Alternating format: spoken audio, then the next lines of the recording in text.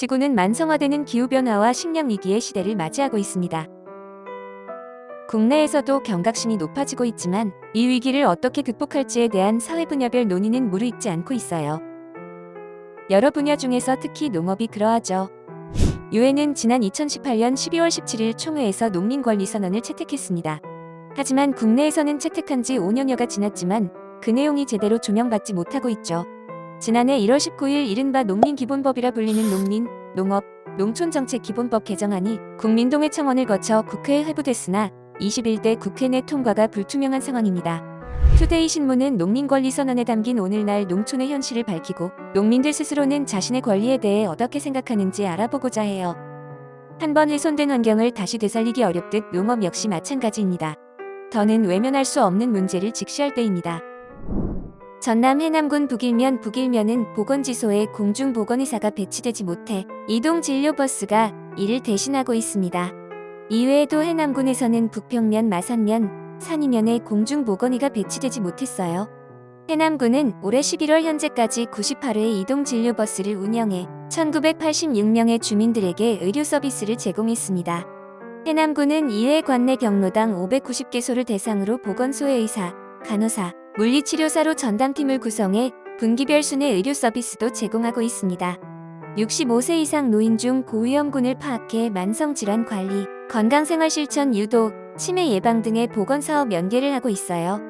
농촌지역 지방자치단체는 해남군처럼 여러 이동진료 프로그램을 운영하고 있어요.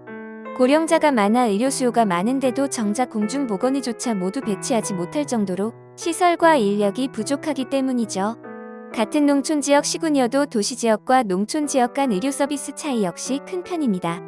한국농촌경제연구원이 작성한 2022 농어촌 서비스 기준 이행실태 점검평가 보고서를 보면 4대 중요 진료 과목 평균 접근 시간은 면부가 평균 26.6분, 읍부는 17.9분인 대비해 동부는 5.3분밖에 걸리지 않았습니다. 목표 접근 시간 30분을 충족한 주민 거주지 비율은 동부가 99.7%에 달했지만 읍부는 80.9%, 면부는 67.3%에 불과했습니다. 더 자세히 살펴보면 거창군, 산청군, 함양군, 영양군, 청송군, 평창군은 산부인과 진료를 30분 이내에 받을 수 있는 주민 거주지 비율이 0%였습니다. 진도군, 영양군, 청송군, 평창군은 소아 청소년과 진료를 30분 이내에 받을 수 있는 주민 거주지가 역시 0%로 조사됐어요. 군 지역 중에서 목표 접근 시간 30분을 충족하지 못하는 지역은 내과 13개군, 외과 23개군, 소아 청소년과 38개군, 산부인과 40개군에 달했습니다. 농촌 지역은 의료 인력 유치에도 어려움에 처해 있어요. 지역 공공의료 공백은 응급실 뺑뺑이, 서울비고 의료상경 등 심각한 사회 문제가 되고 있지만 뾰족한 해결책은 제시되지 않고 있습니다. OECD가 지난 7월 발간한 통계를 기준으로 우리나라 임상의사는 인구 1000명당 2.6명입니다. OECD 평균 임상의사 수는 인구 1000명당 3.7명으로 한국은 OECD 회원국 중 멕시코 다음으로 의사 수가 적어요. 한국보건사회연구원은 지난해 12월 의사 1인당 업무량이 2019년 수준으로 유지된다면 오는 2035년에는 27,232명의 의사가 부족하다고 예측했습니다. 이에 보건복지부는 지난달 지역 및 필수의료 혁신 이행을 위해 의사의 인력 확대를 추진하겠다고 밝혔어요. 핵심은 의과대학 정원 확대로 의료계의 거센 반발을 넘을 수 있는지가 관건입니다. 특히 농촌 벽지 지역의 의료를 책임지는 공보의도 태부족합니다. 더불어민주당 최혜영 의원이 지난달 보건복지부로부터 제출받은 자료를 보면 2023년 현재 전체 공보에는 3,175명으로 10년 전인 2013년에 비해 701명이나 감소했어요. 올해 8월 말 기준 의과 공보의가 없는 보건소는 344곳이며 이중 보건지소 9곳은 순회 진료조차 없어 의과 진료 운영조차 하지 못하고 있습니다. 그 의상 좀 부상을 크게 입었을 때 그런 데 있잖아요. 농작업이 좀 부상 정도가 상당하잖아요. 그런 내가 실제 아는 분도 예를 들면 뭐 컨베이어 벨트에 잠깐 이렇게 뭐 어떻게 하다가 벨트에 이렇게 손가락이 잘리거나 이런 경우는 정말 흔하거든요. 그러면 그거를 가지고 이 근처에서는 할 수가 없어요. 광주까지 가야 되는 거죠. 광주에 있는 그런 접합병원이나 이런 데를 가야지 그게 가능한 거고.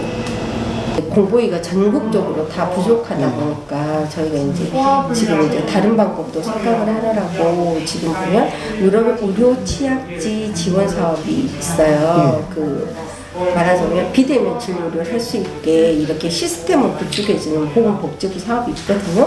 그래서 이제 그것도 저희가 지금 내년에 해보겠다라고 신청을 해놓은 상태입니다. 그러면 이제 공고이 미배치된 데는 만약 월수 금은 부평에 있어도 내가 화목에 부평을 방문해도 진료를 못 받는데 그 부분을 해결하기 위해서 이제 해상으로 진료를 할 수 있는 체계를 구축하려고 지금 준비 중에 있어요. 해남군 해남읍에는 농촌의료의 뜻을 가진 약사들과 농민들이 연대해 개국한 농민약국이 있어요. 1990년 4월 전남 나주시에서 최초로 개국한 농민약국은 현재 전국 10개 지역에서 약국에서의 건강사업을 넘어 마을에 직접 찾아가는 진료활동 등을 진행하고 있습니다. 해남 농민약국은 1994년 군 단위에서는 최초로 개국한 농민약국입니다. 농민약국 활동에 500여 명 정도의 농민들이 성금을 내서 이를 바탕으로 개국할 수 있었다고 해요. 해남 농민약국은 그동안 농부증, 농약 중독, 비닐하우스 증후군 등 농민들이 겪을 수 있는 질환에 대한 현장 설문조사도 진행하고 이를 토대로 한 정책 제안도 한 바 있습니다. 유엔 농민권리선언은 제14조 1터의 안전과 건강에 대한 권리, 제22조 사회보장에 대한 권리, 제23조 건강에 대한 권리 등으로 농민의 안전과 건강에 대해 강조하고 있습니다. 그만큼 농민의 안전권, 건강권이 취약하다는 반증이기도 해요.